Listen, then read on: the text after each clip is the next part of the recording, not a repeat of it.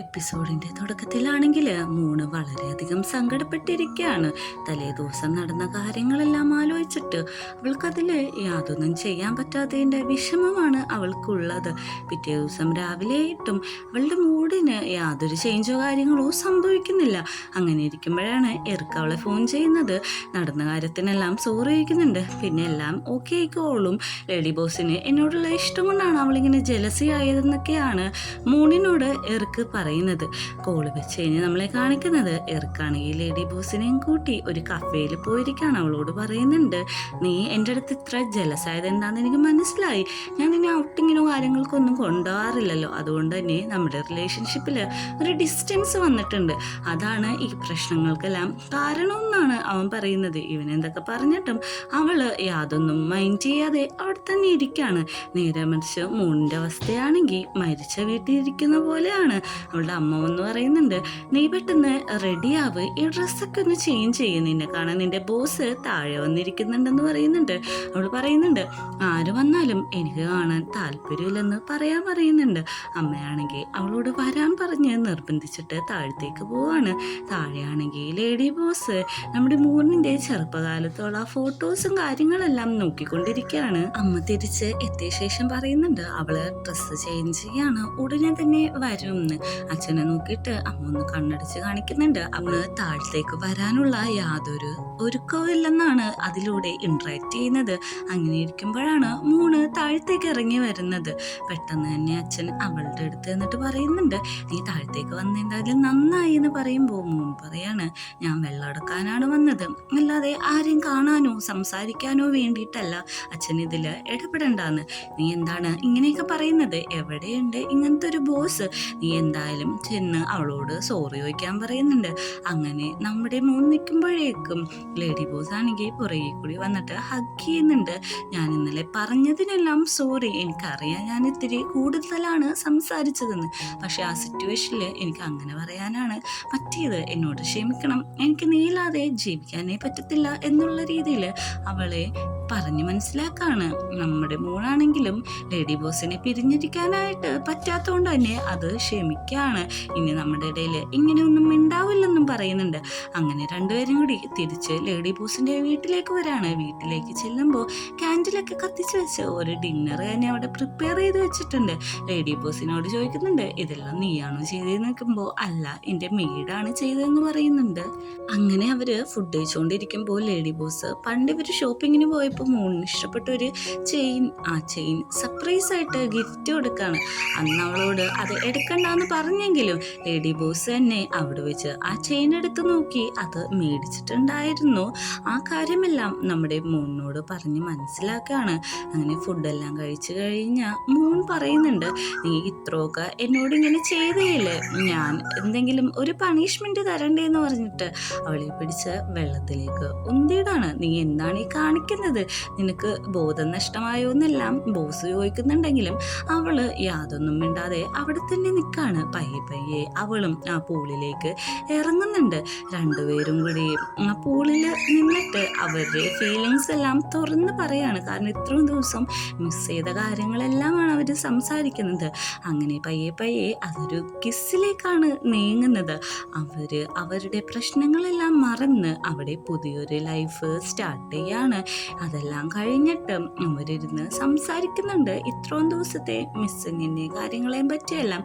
പിറ്റേ ദിവസം രാവിലെ ബോസ് ഓഫീസിലെത്തുമ്പോൾ അവിടെ ഒരു ബൊക്കറ്റും അതിലൊരു നോട്ട് പാഡ് ഉണ്ടാവും. എൻ്റെ ജലസി വൈഫാകാൻ പോകുന്ന ലേഡി ബോസിന് ഞാൻ ഒരു ബൊക്കറ്റ് ഗിഫ്റ്റായിട്ട് തന്നതാന്നൊക്കെ പറയുന്നുണ്ട്. പെട്ടെന്ന് നോക്കുമ്പോഴേക്കും എർക്കാണ് ആ ബൊക്കറ്റ് അവിടെ വെച്ചിരിക്കുന്നത്. എർക്കിനോട് ചോദിക്കുന്നുണ്ട്, എന്തിനാണ് ഇങ്ങനെയൊക്കെ ചെയ്തതെന്ന് ചോദിക്കുമ്പോൾ ഇതൊക്കെ ഒരു രസമല്ലേന്നാണ് എർക്ക് പറയുന്നത്. പെട്ടെന്ന് അങ്ങോട്ട് നിത കയറി വരാണ്. ഇവളെ കാണുന്നതും എല്ലാ എംപ്ലോയീസും ഷോക്കാവുന്നുണ്ട്. നമ്മുടെ മൂൺ ഉൾപ്പെടെ ഷോക്കാവുന്നുണ്ട്. അവളോട് അവളോട് ചോദിക്കുന്നുണ്ട് ലേഡി ബോസിന്റെ ക്യാബിൻ എവിടെയെന്ന്. നമ്മുടെ മൂക്കാണെങ്കിൽ എന്തിനാണ് ഇങ്ങോട്ട് വന്നതെന്ന് ചോദിക്കുമ്പോഴേക്കും എനിക്കൊരു മീറ്റിംഗ് നിങ്ങളുടെ ബോസ് ആയിട്ടുണ്ടെന്നാണ് പറയുന്നത്. അങ്ങനെ അവള് അവിടെ നമ്മുടെ മൂക്കിനെ ശ്രദ്ധിക്കുന്നുണ്ട്. അതായത് മൂക്കിനും നമ്മുടെ ലേഡി ബോസിനും തമ്മിൽ എന്തോ ബന്ധമുണ്ടെന്ന് അവൾക്ക് മനസ്സിലായിട്ടുണ്ട്. അങ്ങനെ അവൾ ക്യാബിനറ്റ് കയറുകയാണ്. ക്യാബിനറ്റ് വരുമ്പോഴേക്കും നമ്മുടെ ലേഡി ബോസിനാണെങ്കിൽ അത് ഒട്ടും ഇഷ്ടപ്പെടുന്നില്ല.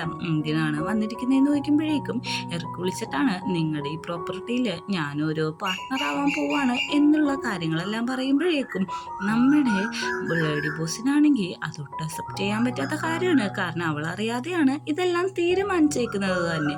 ഇതെല്ലാം കേട്ട ഉടനെ അവള് എറിക്കിനോട് ഒന്ന് ഒറ്റക്ക് സംസാരിക്കണം, ഒന്ന് പുറത്തേക്ക് വരാമോ എന്ന് ചോദിക്കുന്നുണ്ട്.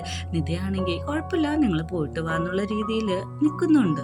പുറത്തിറങ്ങിയ ലേഡി ബോസ് ഇറക്കിനോട് ചോദിക്കുന്നുണ്ട്, നീ എന്തൊരു തോന്നിയാസമാണ് കാണിക്കുന്നത്? എന്നോട് പറയാതെ എൻ്റെ കമ്പനിയിൽ വേറൊരാളെ പാർട്ട്ണറാക്കാനായിട്ട് നിനക്ക് എങ്ങനെയാണ് ധൈര്യം വന്നതെന്ന് ചോദിക്കുന്നുണ്ട്. ഇറക്കും വിട്ടു കൊടുക്കുന്നില്ല. അതെന്ത് ചെയ്യാനാണ്? നിന്റെ മുത്തശ്ശി പറഞ്ഞിട്ടുണ്ടല്ലോ നിനക്ക് നല്ലൊരു സക്സസ് കിട്ടിയില്ലെങ്കിൽ പെട്ടെന്ന് തന്നെ നമ്മുടെ കല്യാണം നടത്തണമെന്ന്. എനിക്ക് നിന്നെ കല്യാണം കഴിക്കണം. അതിന് വേണ്ടിയിട്ട് നിന്റെ ഈ പ്രസ്ഥാനം നല്ല രീതിയിൽ ആവണം. ഞാൻ അത്ര നിന്നെ സ്നേഹിക്കുന്നുണ്ടെന്ന് പറയുന്നുണ്ട്. പെട്ടെന്ന് പറയുന്നുണ്ട്, എനിക്ക് നിന്നെ ഇഷ്ടമല്ല, എനിക്ക് മൂണിനെയാണ് ഇഷ്ടം. പെട്ടെന്ന് തന്നെ അവളുടെ കയ്യിലിരിക്കുന്ന ഫയലെല്ലാം താഴ്ത്തിക്കിട്ട് നെട്ടാണ്. അപ്പോഴാണ് ഇവര് തിരിഞ്ഞു നോക്കുമ്പോൾ മൂൺ അവിടെ ഉണ്ടെന്നുള്ള കാര്യം മനസ്സിലാവുന്നുള്ളത്. ഞാനൊരു ലെസ്ബിയനാണ്, എനിക്ക് നിന്നെ സ്നേഹിക്കാൻ പറ്റില്ല. ഞാനും മൂണും തമ്മിൽ അത്ര നല്ല ബന്ധത്തിലാണ്, അതൊരു ഫിസിക്കൽ റിലേഷനും കൂടിയാണ്, നമുക്ക് ബ്രേക്കപ്പ് ചെയ്യാന്ന് പറഞ്ഞിട്ട് ലേഡി ബോസ് അവിടെ നിന്ന് പോകുന്നുണ്ട്. അങ്ങനെ നിതയുടെ അടുത്ത് വന്ന് പറയുമ്പോഴേക്കും അവളാണെങ്കിൽ ലേഡി ബോസിനെ ഇഷ്ടമുള്ള രീതിയിലാണ് ബിഹേവ് ചെയ്യണം. എനിക്ക് നിന്റെ ഒപ്പം ഒരു പാർട്ട്ണർ മാത്രമായാൽ പോരാ, മോർ ദാൻ പാർട്ട്ണർ ആവണമെന്നൊക്കെ പറയുന്നുണ്ട്. അവള് പോയ ഉടനെ തന്നെ ആ ബുക്കറ്റ് എടുത്ത് നമ്മുടെ ലേഡി ബോസ് വേസ്റ്റ് ബാസ്ക്കറ്റ് ഇട്ട് ഇടാണ്. ഇറക്കാണെങ്കിൽ ഇതെല്ലാം അറിഞ്ഞ ഉടനെ തന്നെ ആകെ ഡിപ്രഷനിലേക്കായിട്ടുണ്ട്. അവൻ ഒറ്റയ്ക്ക് ഇരുന്ന് കള്ളെല്ലാം കുടിച്ചു തീർക്കാണ്. നമ്മുടെ മൂണാണെങ്കിൽ ഈ കാര്യം അവന് അറിഞ്ഞല്ലോ, അവനോട് ഇത്ര പെട്ടെന്ന് ഇങ്ങനെ ഹാർഷായിട്ട് സംസാരിക്കണ്ടായിരുന്നു എന്ന് പറയാണ്. പക്ഷെ ലേഡി ബോസ് ഇതൊന്നും മൈൻഡ് ചെയ്യാതെ അവളുടെ കയ്യിലുള്ള ആ ചെയിൻ ആ തല്ലുപിടുത്തത്തിൻ്റെ ഇടയിൽ പോയിട്ടുണ്ടായിരുന്നു. അത് തപ്പിക്കൊണ്ടിരിക്കുകയാണ്. എന്നാലും അത് എവിടെയാണ് പോയിട്ടുണ്ടാവുക, ഞാനത് എവിടെയെല്ലാം നോക്കിയിട്ടും കാണുന്നില്ലല്ലോ എന്ന് പറയുന്നുണ്ട്. എനിക്കിപ്പോഴാണ് ഓർമ്മ വന്നത്, ഞങ്ങൾ തല്ലുപിടിച്ച സ്ഥലത്ത് ഉണ്ടാവും എന്ന് പറഞ്ഞ് അവിടെ പോയി തപ്പുന്നുണ്ട്. പെട്ടെന്ന് ഒരു ഡോറ് തുറന്ന് നോക്കുമ്പോൾ അവിടെ ചാനും മറ്റേ ആ കോളേജ് പെൺകുട്ടിയും കൂടി കുറച്ച് ഇൻറ്റിമേറ്റ് ആയിട്ട് നിൽക്കുന്ന കാണും. അതവള് കണ്ടിട്ടും യാതൊന്നും മിണ്ടാതെ അവളുടെ ചെയിൻ അവിടെ നോക്കാണ്. അങ്ങനെ നോക്കുമ്പോഴാണ് അവളുടെ ചെയിൻ നിലത്ത് എടുക്കുന്നതായിട്ട് കാണുന്നത്. പെട്ടെന്ന് തന്നെ അവൾ ആ ചെയിന് എടുക്കുന്നുണ്ട്. ബാക്കി രണ്ടുപേരും ഭയങ്കരമായിട്ട് ഷോക്ക്ഡായിട്ടാണ് നിൽക്കുന്നത്. തിരിച്ചുപോയ ലേഡി ബോസ് പെട്ടെന്ന് തന്നെ അവരുടെ അടുത്തേക്ക് തിരിച്ചു വരുന്നുണ്ട്. എന്നിട്ട് വാതിൽ ക്ലോസ് ചെയ്തിട്ട് പറയാണ്, സോറി, നിങ്ങൾ എന്നോട് ക്ഷമിക്കണം, ഞാൻ നിങ്ങളുടെ ഇടയിൽ കുറച്ച് ഇൻട്രാക്റ്റ് ആയി പോയി. നിങ്ങൾ എന്താ ചെയ്തുകൊണ്ടിരുന്നതെന്ന് വെച്ചിട്ടുണ്ടെങ്കിൽ അത് കണ്ടിന്യൂ ചെയ്തോ, ഇനി ഞാൻ നിങ്ങളുടെ അടുത്തേക്ക് ശല്യപ്പെടുത്താൻ വരില്ല എന്ന് പറഞ്ഞിട്ട് ആ വാതിൽ അങ്ങ് അടക്കാണ്. ഇത് കാണുന്ന അവരുമാണെങ്കിൽ ഭയങ്കരമായിട്ട് ഷോക്കായിട്ട് അവിടെ തന്നെ നിന്ന് പോവാണ്. പെട്ടെന്ന് തന്നെ നമ്മുടെ മൂണിൻ്റെ അടുത്തേക്ക് ആ പെൺകുട്ടി എന്നിട്ട് പറയും, ലേഡി ബോസിനെ ഫയർ ചെയ്യാൻ പോവാണ്, എന്താണ് പ്രശ്നമെന്ന് വെക്കുന്നുണ്ട്. ഞാനും ചാനും കൂടി കുറച്ച് ഇൻറ്റിമേറ്റ് ആയിട്ട് നിൽക്കുന്നത് മാഡം കണ്ടു, പക്ഷെ എന്തുകൊണ്ടോ മാഡം അവിടെ വെച്ച് ഒന്നും തന്നെ പറഞ്ഞില്ല. നീ ഒന്ന് മാഡത്തിനെ പറഞ്ഞ് മനസ്സിലാക്കോ, എന്നെ ഇവിടുന്ന് ഫയർ ചെയ്യരുത് എന്നുള്ള കാര്യമാണ്. മൂക്കാണെങ്കിലും ഈ കാര്യം പറയുന്നുണ്ടെങ്കിലും നമ്മുടെ ലേഡി ബോസ് പറയാണ്, റൂൾസ് എല്ലാം റൂൾസാണ്, അത് തെറ്റിക്കാൻ പറ്റത്തില്ല. പക്ഷേ അവർ തമ്മിൽ അങ്ങനെ ഒരു റിലേഷൻ ഉള്ളത് ഒരു ചീറ്റായിട്ടുള്ള കാര്യമാണ്. കാരണം ചാറിനൊരു വൈഫ് ഉണ്ട് എന്ന് പറയാണ്. അപ്പോൾ നമ്മുടെ മൂന്നും പറയുന്നുണ്ട്, അങ്ങനെയാണെങ്കിൽ ഞാനും ചീറ്റല്ലേ ചെയ്തത്, നീയും ഇവർക്ക് തമ്മിൽ റിലേഷൻഷിപ്പിലായിട്ട് ഞാൻ നിന്നെ തട്ടിയെടുത്തതല്ലേ എന്ന് പറയുന്നുണ്ട്. ആ സംഭാഷണങ്ങളിലെല്ലാം കഴിഞ്ഞ് വൈകുന്നേരമാണ് നമ്മളെ കാണിക്കുന്നത്. ഈവനിങ് ജോലിയെല്ലാം കഴിഞ്ഞ് രണ്ടുപേരും കൂടി പുറത്തേക്ക് ഇറങ്ങാണ്. നമുക്കൊരു വെക്കേഷന് പോവാം, ഇത്ര പ്രശ്നങ്ങളായതുകൊണ്ട് നമ്മൾ രണ്ടും സ്ട്രെസ്ഡാണ്, അതുകൊണ്ട് നമുക്കൊരു വെക്കേഷന് ഇന്ന് തന്നെ പോകാമെന്ന് പറഞ്ഞിട്ട് രണ്ടുപേരും കൂടി ഹാപ്പി ആയിട്ട് അവിടുന്ന് വെക്കേഷൻ ട്രിപ്പ് സ്റ്റാർട്ട് ചെയ്യാണ്. രണ്ടുപേരും കൂടി വളരെയധികം സന്തോഷത്തിലാണ് അത് സ്റ്റാർട്ട് ചെയ്യുന്നത്. ചെന്നെത്തുന്നത് ഒരു ബീച്ച് റിസോർട്ടിലാണ്. അവിടെ ചെല്ലുമ്പോൾ അവിടുത്തെ ഓണർ നമ്മുടെ മൂന്ന് വല്ല താല്പര്യം ഉണ്ടാവില്ല. അവരും ഒരു ലെസ്ബിയൻ കപ്പിൾസ് ആണ്. അവരിൽ ഇങ്ങനെ പറയുന്നുണ്ട്, നിങ്ങളിങ്ങോട്ട് വന്നതിൽ നന്ദി എന്നൊക്കെ. പക്ഷേ അതിലുള്ള മെയിനായിട്ടുള്ള ക്യാരക്ടർ നമ്മുടെ ലേഡി ബോസ് ആയിട്ട് ചെറിയ ഫൈറ്റ് പോലെയാണ് സംസാരിച്ചുകൊണ്ടിരിക്കുന്നത്. ഇങ്ങനെ അവർ റൂമിലേക്ക് കയറുന്നുണ്ട്. റൂമെല്ലാം വളരെയധികം നമ്മുടെ മൂന്നാണെങ്കിൽ ഇഷ്ടപ്പെട്ടിട്ടുണ്ട്. അവൾക്ക് വിൻഡോസ് ആയിട്ടുള്ള ഒരു റൂം വേണമെന്ന് പറഞ്ഞിട്ട് അതേപോലത്തെ റൂമാണ് കിട്ടിയിരിക്കുന്നത്. അങ്ങനെ അവരുടെ സ്നേഹബന്ധം ആഴത്തിലാക്കാണ്. കിസ് ചെയ്യുന്നുണ്ട്. ഭയങ്കര ക്യൂട്ടായിട്ടുള്ളൊരു സീനാണത്.